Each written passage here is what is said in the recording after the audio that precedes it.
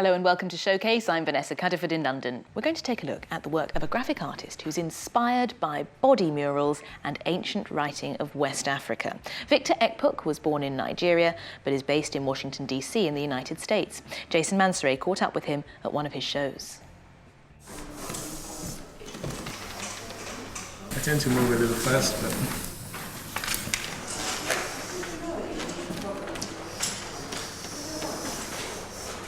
Meet Victor Ekpuk. He is shown at the Smithsonian and the Hood Museum of Art in America.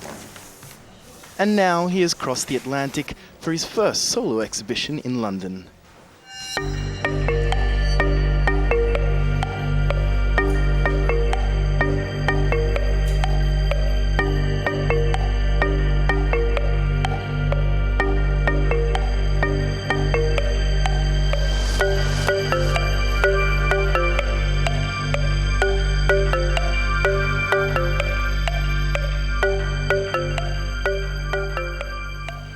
The artist brings his unique style together for a series called Portraits, a style he says is inspired by Uli and Nsibidi design from his home in Africa. A Nigerian artist called Obiora Udechukwu. I loved how he used the Uli among the Igbos. The linearity of his drawing was also inspired by that, and now he also uses Nsibidi symbols in his work, and that just gave me a light bulb. And I said, well, I'm actually from this area where Nsibidi is practiced. So I decided to investigate it some more. Victor has reimagined an African language called Nsibidi, an ancient semi-secret code found in Cameroon and his home, Nigeria. But he's also used other symbol languages like hieroglyphics to create an individual and truly personal graphic language.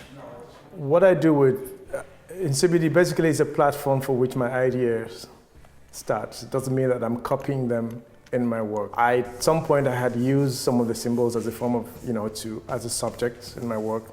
But lately I'm more relying on the concept of reducing forms or ideas to their essence. And that's I figure out what each means. So sometimes I do, what you find in the portrait series, for instance. You can basically make out faces. But those are very abstracted faces, and that's how I'm using the forms here.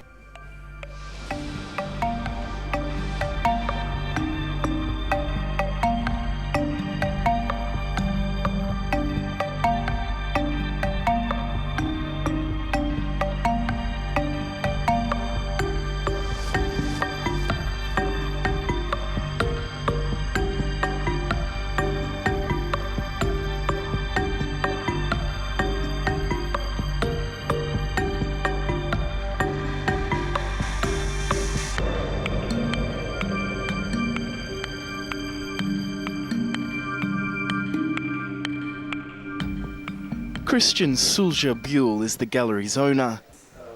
He said it was his own personal interest in ancient encoded language that attracted him to Victor's work. But he does it inspired by his ancestry and by the tradition in his tribe and part of the Nigeria and Cameroon. So it's a bit the same for me. I'm inspired by the beauty of it. So it's aesthetical. There is no historical link to it, but it's strongly aesthetical. So it speaks to me. I hope it speaks to you too. The series focuses on ideas around memory and consciousness, something that the medium he uses represents brilliantly. Because chalk is a very ephemeral material, the whole point of it is that at the end of the day, this is going to be wiped off. And that exemplifies what I was talking about, memory as an ephemeral condition.